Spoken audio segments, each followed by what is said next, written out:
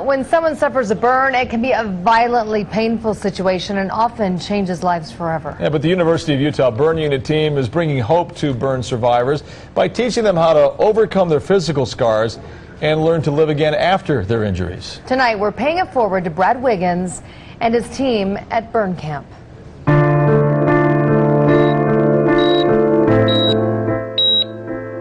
The youngest baby I've taken care of here in the hospital is 10 days old, and the oldest person's 106. Brad Wiggins has worked in the burn unit at the University of Utah Medical Center for more than 2 decades. People are in the worst stage of their lives. They're trying to manage something that they never anticipated happening. Not today. Now, this isn't what Brad first thought he would end up doing when he got a summer job working in the hospital storeroom 22 years ago. You see incredible things here. He actually wanted to become a military pilot. I found very quickly that what we did here for patients really was a really special thing. But Brad changed his plans, stayed at the hospital, and became a nurse.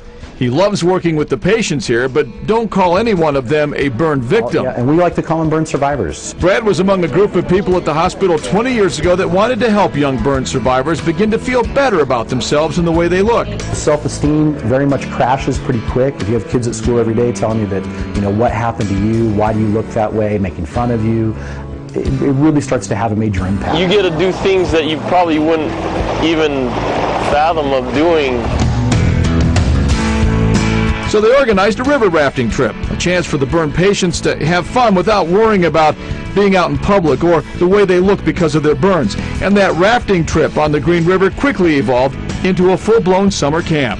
No one asks them a question. No one says, oh my gosh, what happened to you, or why do you look that way? They're safe, and it's the first place maybe since their burn injury where they can take their shirt off at the pool and feel comfortable. For Brad and the many people who help him, it's the smiles at burn camp, the smiles of those kids who feel comfortable in their own skin again and again, that keeps him coming back.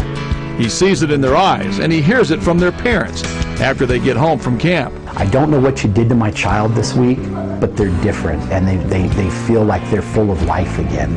And I think that's what it's really about, and we see that every single year, and that's why I've done it for 20 years. Brad is now the director of the program, but this is more than a job. He spends huge amounts of his own time and a lot of his own money to make it all happen. We think that makes him a perfect candidate for the 2 News Pay It Forward program. So, meet Marshall Papke of Mountain America Credit Union. Hi, Marshall. Thank you very much. Appreciate it. Brad, we appreciate all you're doing for our community. Thank you. Your leadership, and it's been explained to us that you do a lot outside of your job. So we want to present you with $500. Awesome. For the camp. Thank you. And make sure that this will go to continuing the vision that you've helped create here.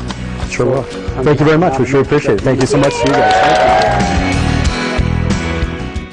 Well, it used to be just kids, but Brad and his group have now expanded the camps and the river rafting trips for pretty much people of all ages. All expenses for the burn survivors are paid. Some come from as far away as Montana. If you're interested in getting involved with Burn Camp or can help them take more kids, you can go to their website. We have a link for you on our website, KUTV.com. Just click on Pay It Forward.